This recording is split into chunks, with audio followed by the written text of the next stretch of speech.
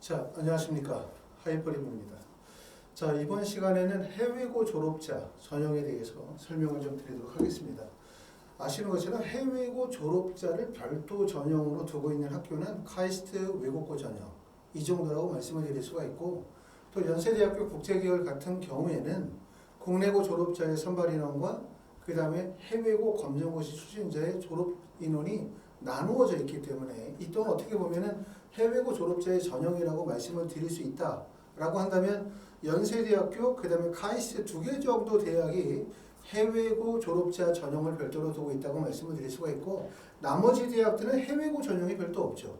결국은 뭐냐면 국내 고등학교 학생들이 원서를 쓰게 되는 학생부 종합전형, 학생부 교과전형 또는 어학특기자 전형 또는 특기자 전형, 이런 전형들의 같이 원서를 쓰기 때문에 국내 고등학교 학생들과의 경쟁 또는 해외 고등학교 지원자, 졸업자들 간의 경쟁을 피할 수가 없습니다.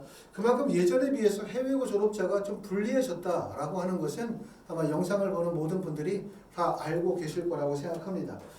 외국에서 고등학교를 졸업하고 국내에 원서를 쓰시는 분들이 9월 수시 전형에 원서를 쓰지만 사실 많은 분들이 벌써 지금 이제 6월이 다가오기 때문에 외국에서 고등학교를 졸업하시는 분들은 대부분 5월 말 6월달 정도에 졸업을 하고 국내로 들어오실 가능성이 높고, 또 작년에 원서 지원을 하신 분들, 작년에 졸업하신 분들은 이미 국내에 계시는 분들이 계세요. 그래서 특히 중요한 점은 뭐냐면 외국에서 서류 발급을 하고 들어오셔야 되거든요. 그러시려면 가급적이면 이제 6월 이후로 넘어가게 되어지면 학교 내에서 서류 제출이 좀 어렵기 때문에 국내 대학 수시 원서 지원에 필요한 서류가 있고, 그 서류를 외국의 고등학교에서 발급을 받으셔야 된다면 지금서부터 빨리 좀 서둘러서 서류 준비하셔야 될 것 같아요. 아시는 것처럼 해외고 졸업자가 국내 대학에 원서를 쓰는 경우는 학생부 대체 서식이라는 목록표를 작성하셔야 되고, 또 목록표에 작성을 하기 위해서는 증빙 서류가 준비가 되어야 합니다. 그렇기 때문에 서둘러 준비하시기 바랍니다. 자, 이번 시간에는 해외고등학교 졸업자의 전형별 선발 대학과 그 다음에 고졸 검정고시의 필요성에 대해서 설명을 한번 드리도록 하겠습니다. 첫 번째는 많은 분들이 이제 좀 듣고 싶지 않은 얘기. 해외에서 고등학교를 졸업하고 국내 대학을 간다? 쉽지 않다. 쉽지 않다. 왜 쉽지 않은가? 이 부분에 대해서 설명을 드리게 될 텐데, 첫 번째는 해외 고등학교 졸업자가 국내 대학에 지원하는 경우에 불리한 이유는 뭐냐? 그러면 첫 번째는 바로 뭐냐 하면 표준 학력 지표의 반영이 제한이 되어진다는 점이에요. 결국은 외국에서 공부하면서 취득하기가 가장 쉬운 게 첫 번째는 공인어학 성적이겠죠. 토플 성적이다, HSK다, JLPT와 같은 이런 공인어학 성적들이 있는데, 이런 공인어학 성적들이 거의 모든 대학에서 공인어학 성적을 제출받지 않습니다. 공인어학 성적을 제출받는 대학은 어학특기자 전형의 대학, 아시는 것처럼 이화여대나 그 다음에 국민대나 서경대, 한림대 또는 부산 외국어대학교 같은 이런 기타 등등의 대학들만이 공인어학 성적을 제출을 받을 뿐, 모든 대학에서, 그 외 모든 대학에서는 공인어학 성적 제출이 불가능하다는 점, 이런 점들이 어려운 점이고요.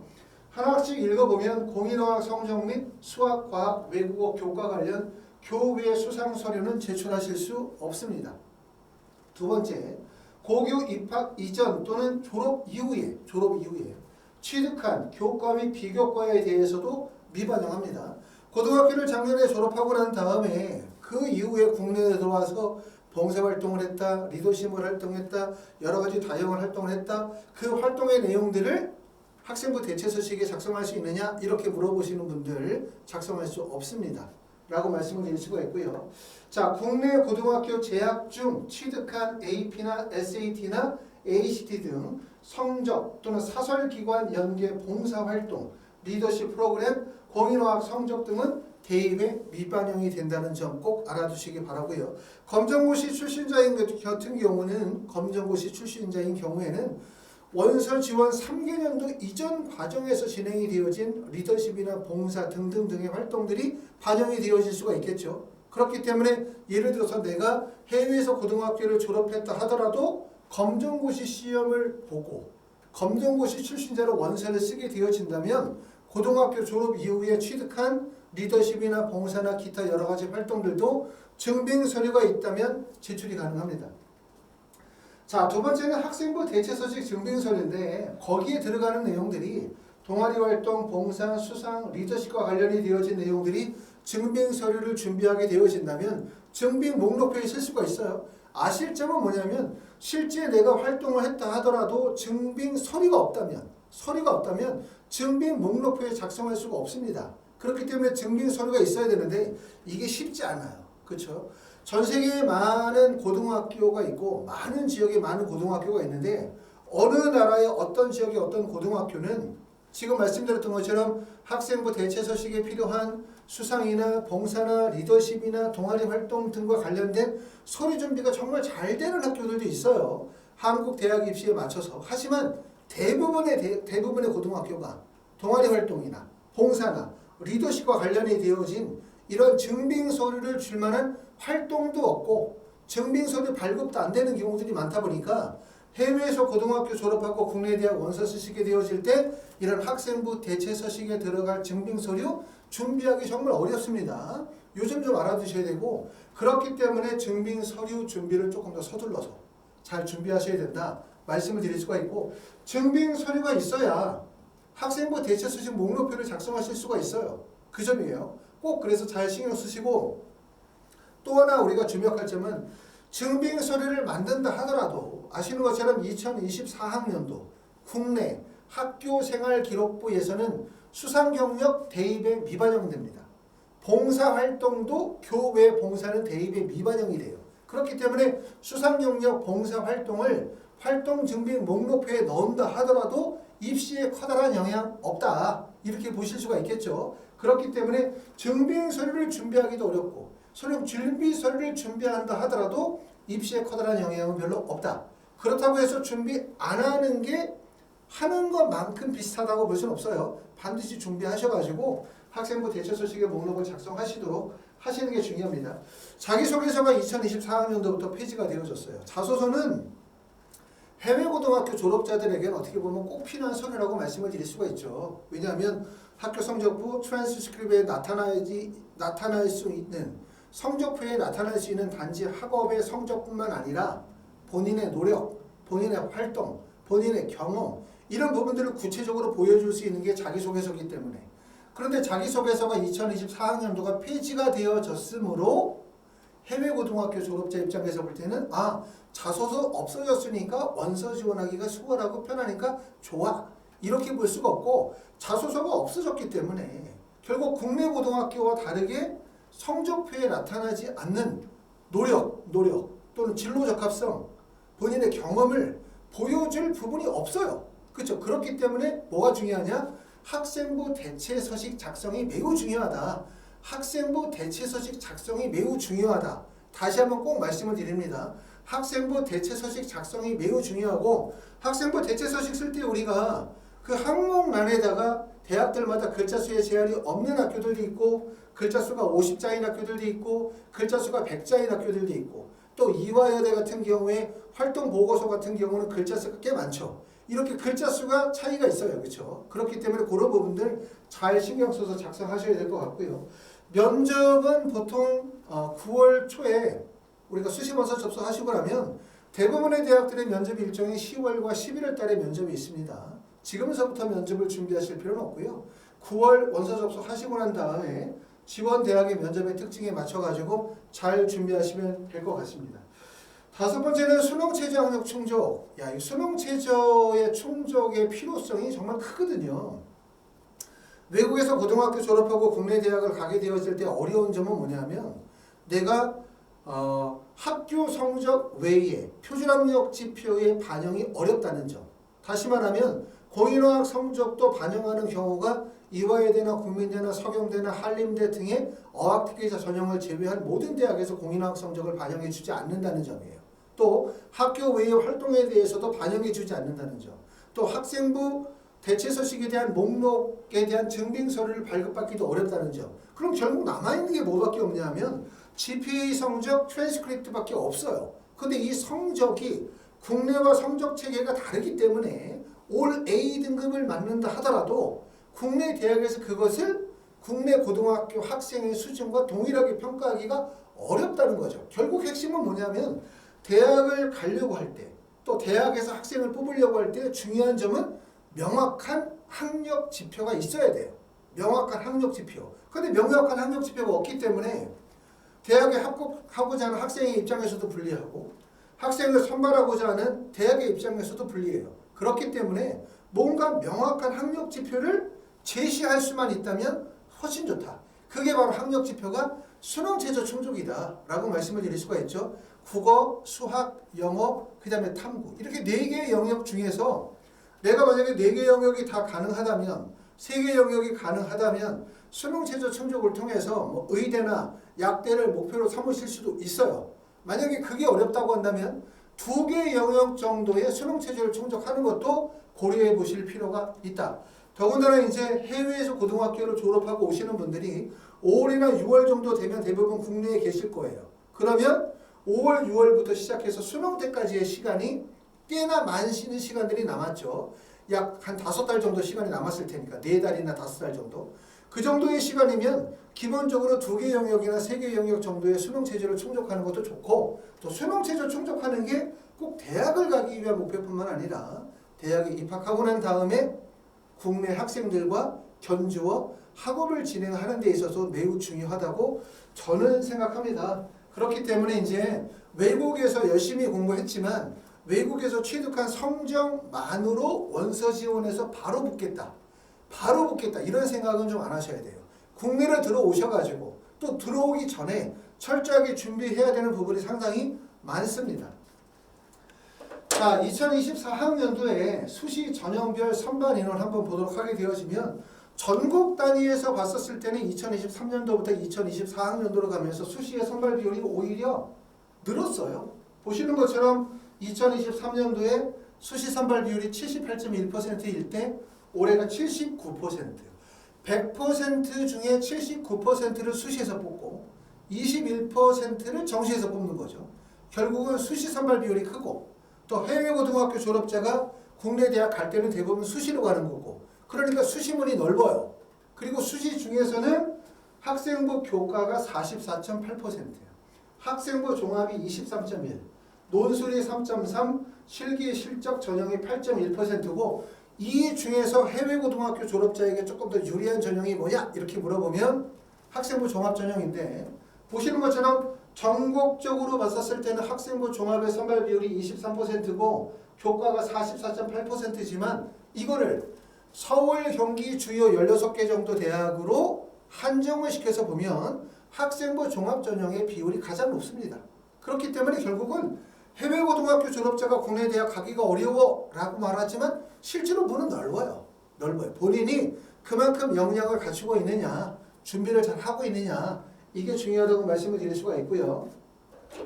자, 이렇게 학생부 교과, 학생부 종합, 논술, 그 다음에 특기자 전형 4개의 전형이 있고 이 전형별로 선발하는 대학과 전형을 한번 보도록 하겠습니다. 학생부 종합 전형을 한번 볼게요. 학생부 종합 전형은 2가지의 특징이 있어요. 첫 번째, 면접을 보는 학교, 면접을 보지 않는 학교.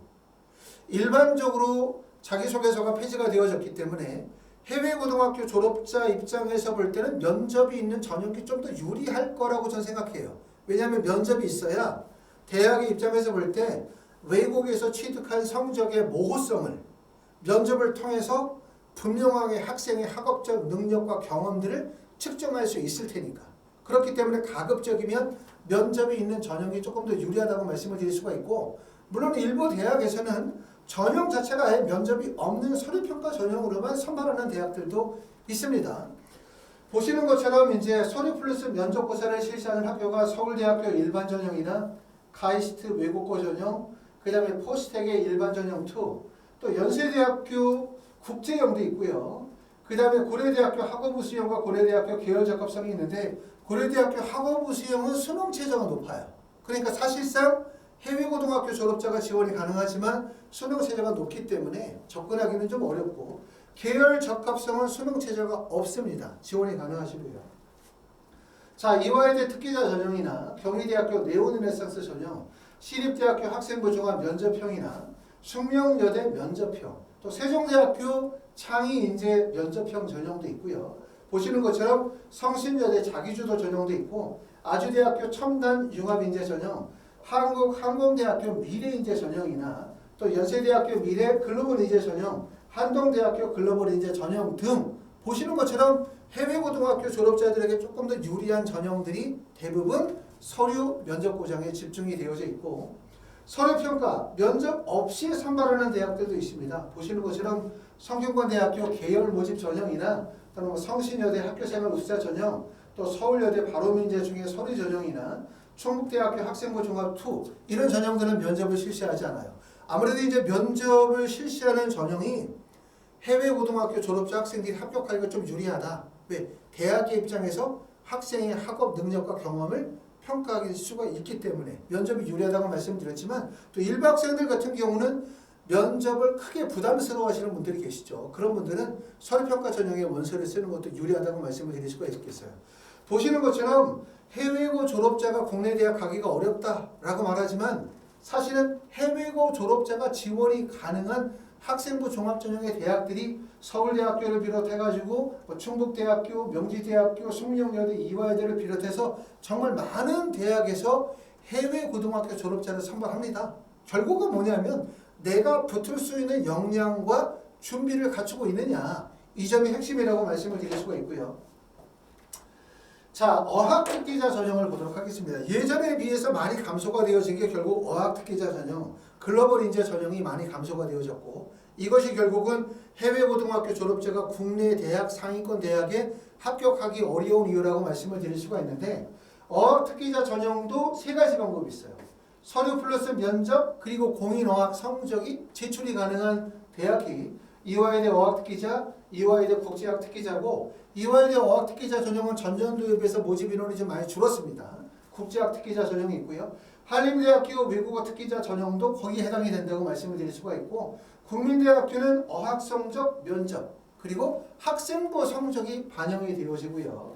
그 다음에 어학성적에다가 수능 최저가 적용이 될 수도 있고, 아니면 그냥 어학성적만으로 선발하는 대학교가 서경대학교 어학특기자 전형이나 부산 외국어대학교 외국어 능력 우수자 전형이고, 부산 외대는 수능 최저 학력 기준을 요구하고 있지 않죠. 서경대학교는 수능 최저 학력 기준이 2개 영역 등급 합이 10입니다. 국어, 영어 등급 합이 10이기 때문에 수능 최저를 충족할 수 있고 공인어학 성적을 갖추고 있다면 서경대학교 외국어 특기자 전형에 합격할 가능성이 높기 때문에 유리하다고 말씀을 드릴 수가 있어요. 그래도 해외고 졸업자들이 원서를 쓰게 되어질 수 있는 전형이 학생부 종합, 학생부 교과, 그 다음에 어학특기자, 논술 4개의 전형이 있다면 그 중에서 합격 가능성이 가장 높은 전형이 어디냐 이렇게 물어보면 어학특기자 전형이라고 말씀을 드릴 수가 있어요. 그 이유가 어학특기자 전형이 합격 가능성이 높은 이유는 어학특기자 전형은 공인어학 성적이 반영되기 때문에, 공인어학 성적이라는 게 일종의 정량적 평가가 되기 때문에 내가 만약에 공인어학 성적으로 일정 정도의 점수가 된다. 내가 만약에 자 보시는 것처럼 이화여대 어학특기자 전형으로 원서를 쓰게 될 때 토플 IBT 120점 만점 중에서 적어도 116점이나 117점 이상의 점수가 된다면 합격 가능성이 높아지겠죠. 국민대학교 어학특기자 전형으로 원서를 쓸 때 토플 점수가 한 114점 이상의 점수라고 한다면 합격 가능성이 높은 거예요. 이처럼 공인어학 성적이 있고 공인어학 성적의 스코어가 높다면 어학특기자 전형은 합격의 가능성이 조금 더 분명해져요. 하지만 학생부 종합이나 학생부 교과 전형, 논술 전형은 사실상 어느 정도의 학력 지표를 가지고 있다 하더라도 어느 대학에 꼭 붙는다. 이 대학은 붙는다. 이렇게 명확하게 말씀을 드릴 수가 없죠. 그렇기 때문에 많은 학생들이 해외고 졸업자들이 원서를 쓴다면 필수적으로 어학특기자 전형에 하나 정도 원서를 쓰면서 학생부 교과나 학생부 종합 전형에 원서를 쓸 가능성이 높아요. 그러므로 현재 외국에 계시면서 해외고 졸업자로 국내 대학에 원서를 쓰시려고 하시는 분들이거나 또는 해외로 나갔다가 국내 대학에 들어오시려고 하시는 분들 입장에서 볼 때는 기본적으로 어학특기자 전형에 맞춘 토플 성적은 기본적으로 준비를 하시는 게 도움이 되십니다. 자, 세 번째는 논술 전형을 보도록 하겠습니다. 논술 전형도 두 가지로 나눠지고 있는데요. 첫 번째는 논술 전형에서 수능 체제를 반영하지 않는 대학이 있고 수능 체제를 반영하는 대학이 있어요. 수능 체제를 반영하지 않는 대학은 연세대, 한양대, 그 다음에 서울시립대, 서울과학기술대, 광운대, 경기대, 카톨릭대학교 등이죠. 수능 최저 없이 논술로만 합격자를 가리니까 훨씬 유리하겠죠. 하지만 결코 유리하지 않아요. 왜? 수능 체제를 미반영하게 되면 경쟁률이 높아져요. 경쟁률이 높아지면 당연히 합격이 어려워지는 거죠. 수능 체제를 반영하면 수능 최저 충족은 어렵지만 수능 체제를 반영하면 수능 최저 미충족이 발생되고 미충족이 발생이 되어지면 경쟁률은 하락할 수밖에 없습니다. 일반적으로 수능 최저 충족 비율이 50%가 안 되기 때문에 결국은 20대 1의 경쟁률이다 하더라도 실질 경쟁률은 한 10대 1 정도밖에 안 되는 꼴이에요. 그렇기 때문에 수능 체제를 충족하는 게 좋고 대학들이 논술 전형도 논술 100%를 선발하는 대학이 있죠. 특히 이제 연세대 같은 경우는 논술 100%를 선발하게 되어지는데 그 외에 논술 70%에 학생부 30%를 반영한다. 그럼 이거 학생부 어떻게 반영하냐? 이렇게 궁금해하시는 분들 보시는 것처럼 대학들이 논술고사 같은 경우에는 비교 내신 적용에 해당이 돼요. 해외고등학교 졸업자는 비교 내신을 적용하게 되어지면 논술고사 취득 성적에 의해 등급별 비교 내신을 적용한다. 다시 말하면 논술 70%, 학생부 30% 이게 국내 고등학교 졸업자라면 해외 고등학교 졸업자나 검정고시 출신자는 그냥 논술 100%로 선발하게 되어집니다. 자, 학생부 교과 전형을 보도록 하겠습니다. 학생부 교과 전형에 우리가 원세를 쓴다. 그러면 외국에서 취득한 성취도 평가 A, B, C, D로 대학을 가는데 아래 차트를 보시면 자, 학생부 교과로 해외고등학교 졸업자나 검정고시 출신자를 선발하는 대학은 보시는 것처럼 비교 내신 표가 있어요. 환산표. 비교 내신 환산표가 있고 보시는 것처럼 검정고시 성적이 100점일 때, 검정고시 성적이 96 이상일 때, 검정고시가 85점일 때 또는 외국에서 취득한 성취도 평가가 A일 때, B일 때 그걸 과연 국내 내신 성적으로 환산하면 몇 등급으로 환산할 것이냐 에 대한 표가 있는데 보시는 것처럼 외국에서 취득한 성적이 All A라고 할 때 그걸 국내 내신으로 환산하면 대략적으로 3등급 정도로 보는 거예요. 3등급 정도를 본다는 의미를 A는 3등급 이렇게 이해하시는 게 아니라 A는 3등급이라는 얘기예요. 다시 말하면 3등급이라는 얘기가 1등급, 2등급, 3등급 범위 안에 들어간다는 의미로 이해하시는 게 좋아요. 범위로. 하지만 명확하게 이해해야 되는 거는 All A를 맞았다? 그러면 지원하게 되어질 때 서울의 주요 대학 상위권 대학은 교과 전형으로 지원이 사실상 어려워요. 왜? 국내 고등학교 학생들이 서울 주요 대학을 학생부 교과 전형으로 지원하려고 한다? 그럼 대부분 내신 성적이 1등급이나 2등급 정도의 범위이기 때문에 보시는 것처럼 A라는 성적이 국내 내신 성적으로 환산하면 3등급 정도라고 한다면 결론적으로 얘기하면 학생부 교과 전형으로 원서를 쓸 수 있는 대학들은 서울 주요 상위권 대학은 안 돼. 그럼 어디야 대부분? 보시는 것처럼 명지대학교 교과 면접형이나 서경대학교 일반 학생 전형이거나 또는 가천대학교 학업 우수 전형이나 충남대학교 학생부 교과 전형이나 다시 말하면 서울 경기권의 일부 대학과 지방에 있는 대학들이 교과 전형으로 원서를 쓸 수가 있다. 이 교과 전형에서도 어떤 대학은 교과 100%, 어떤 대학은 교과 100%에 그 다음에 수능 최저가 적용이 대학들은 있죠. 보시는 것처럼 가천대학교는 수능 최저 학력 기준에 적용이 되어진다는 점. 이런 점이 유리한 점이에요. 아까 말씀드렸던 것처럼 해외 고등학교 졸업자가 국내 대학을 갈 때 대학이 없어서 못 가는 게 아니에요. 명확한 학력 지표를 갖춰야 돼요. 그렇기 때문에 GPA 성적 외에 뭐가 있으면 좋다? 수능 체제를 충족할 수 있다면 두 개 영역이든 세 개 영역이든 수능 체제를 충족할 수 있다면 어학특기자 전형에서 합격 가능성이 생기고 학생부 교과 전형에서 합격성이 생기고 그 다음에 논술 전형에서도 합격 가능성이 발생할 수 있습니다. 이런 점들을 좀 고려하셔가지고 국내로 입국하시면 조금 더 적극적으로 입시를 준비하시면 도움이 되지 않겠나라는 생각이 들고요. 자, 그리고 이제 마지막으로 검정고시에 대해서 제가 꼭 말씀을 드리고 싶어요. 고졸 검정고시도 일종의 이거죠. 본인의 학업 능력을 증빙하는 하나의 시험이거든요. 나는 국내 교과 과정의 검정고시의 시험에서 이 정도의 시험이 나온다. 성적이. 자, 검정고시는 아시는 것처럼 총 7개 과목의 시험을 봅니다. 국어, 수학, 영어, 사회, 과학, 한국사가 필수 과목이고 그 다음에 도덕이나 기술과정이나 체육이나 음악이나 미술 중에 한 과목을 선택해서 총 7과목을 보게 되어지고요.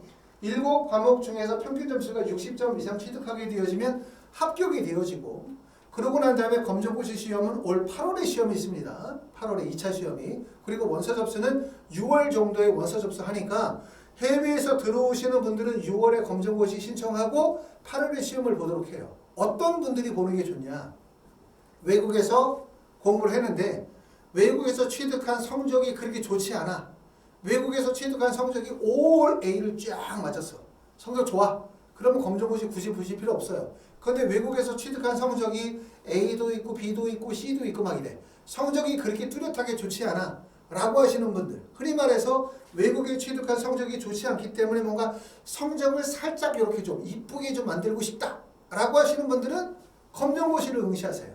그리고 검정고시 시험을 보고 나면 그 성적을 나중에 기타 활동 증빙 목록표, 학생부 대체 서식에다가 검정고시 성적을 넣을 수가 있고, 또 검정고시 졸업자로 원서를 쓴다면 검정고시 성적 그리고 외국에서 성적도 같이 들어가셔야 돼요. 그리고 장점은 뭐냐면 내가 만약에 졸업을 했다라고 하시면 검정고시를 원서 지원 직전 3개년도 동안에 리더, 봉사, 동아리 등등등 교회 활동들이 대부분 다 반영이 되어질 수 있기 때문에 고등학교 졸업하고 난 이후에도 내가 뭔가 뚜렷한 활동을 했다면 제출이 가능하다는 뜻입니다. 이런 부분들을 같이 준비해 보실 필요가 있어요. 자, 이렇게 해서 이제 이번 시간에는 해외고등학교 졸업자 합격 전략에 대해서 설명을 좀 드리게 되어졌는데, 아까도 말씀을 드렸었던 것처럼 해외에서 고등학교 졸업하니까 국내 대학 가기가 어려워. 갈 대학이 없어. 불리하대. 이렇게만 생각하지 마시고요. 말씀드렸던 것처럼 해외고등학교 졸업하고 난 다음에 학생부 종합전형으로 간다. 교과로 간다. 논술 전형으로 간다. 갈 대학 많거든요. 대학들이 정말 많이 뽑아요. 하지만 어려운 점은 뭐냐면 외국에서 취득한 성적 자체가 국내와 성적 체계가 다르다 보니까 대학에서 신뢰도가 높지가 않아요. 평가를 뚜렷하게 하기가 어려워요. 그렇기 때문에 우리가 어떻게 해야 되냐, 대학이 우리를 평가할 때 명확하게 학생의 우수성을 인정할 수 있는 뚜렷한 증빙서류, 뚜렷한 지표를 준비하시는 게 도움이 될 것이라고 생각합니다. 자, 여기까지 이제 하이퍼 리뷰였고요. 자, 하이퍼 리뷰에서는 해외고 졸업자들을 대상으로 해서 입시 컨설팅을 진행하고 있습니다. 입시 컨설팅에서는 지원 대학과 학과 결정, 이게 제일 중요한 겁니다. 지원 대학과 학과 결정, 필요한 서류에 대한 안내, 그 다음에 두 번째는 기타 활동 증빙 목록표, 학생부 대체 서식에 대한 작성, 이런 부분에 대해서 이제 상담을 드리게 되어질 거고, 그리고 나중에 이후에 9월달 원서 접수하고 난 다음에는 학원 내에서 면접 수업이 진행이 됩니다. 면접은 학원 현장 강의 또는 화상을 통해서도 강의가 진행이 되기 때문에 해외고 졸업자의 전 과정이 하이퍼 리뷰에서 진행이 되도록 하고 있습니다. 여기까지 하이퍼 리뷰였습니다. 감사합니다.